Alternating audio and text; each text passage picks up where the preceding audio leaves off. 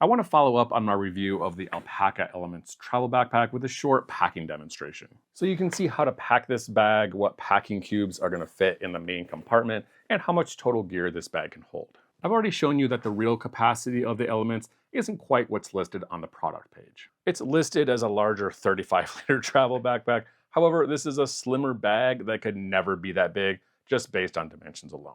And when I packed this bag full of packing peanuts, I was only able to get about 28 liters of capacity when the Elements was fully packed out.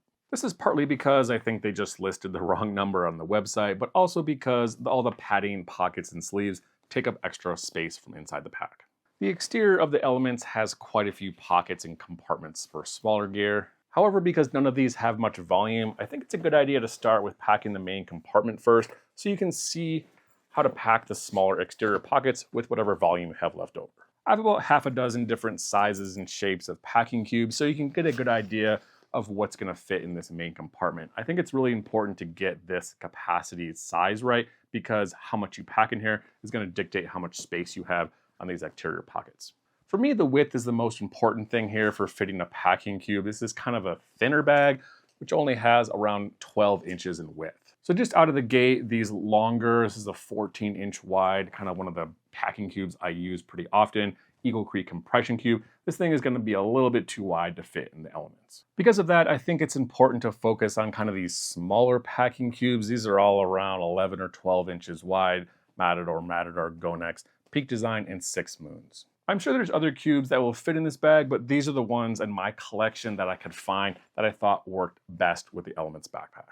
The main compartments on the Elements is a little bit thinner because you don't have that much capacity here. I think a compression cube is a good option here. Really lets you squish your clothes down and get as many possible as you can fit in the main compartment. These are the Gonex compression cube. This is the small size. They sell these in a variety of sets. Two of these are going to fit pretty nicely in there and still give you a little bit of extra room on top of the pack.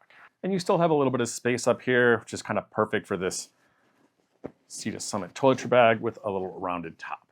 I like this setup because you can see we're not really pressing on the sides of the bag. We have a little bit of room on top.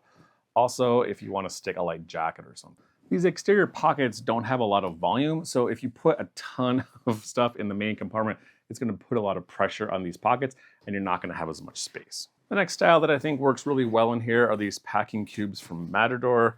They are about the same width as the Gonex cubes, but they're a little bit longer.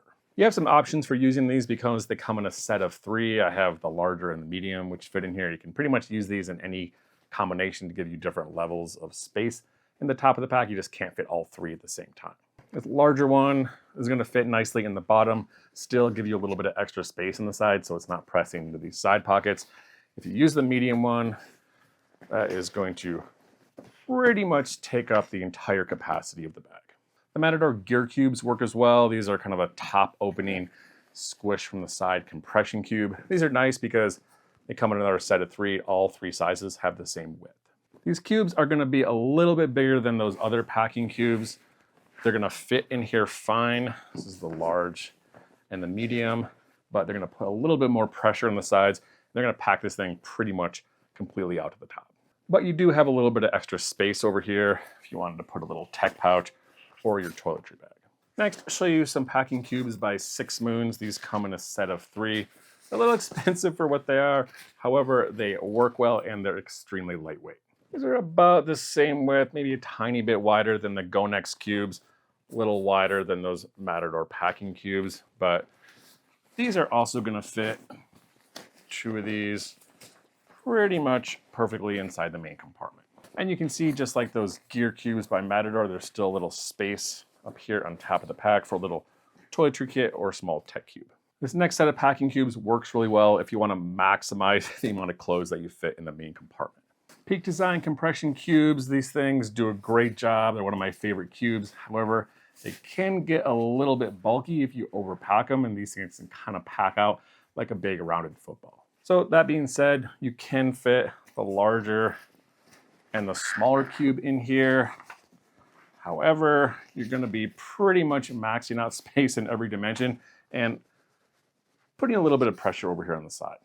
And the last option I want to show you are these kind of longer, skinnier cubes. These things work as well. This is a little 4-pack by Compass Rose.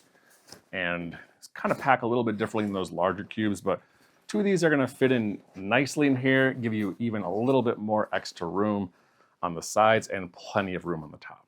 Also worth noting, these cubes, just like the Gonex, aren't quite as thick as all the rest of the options I showed you. So these aren't going to sit all the way up on the zipper and give you a little bit of extra space on the top here if you want to put a light jacket.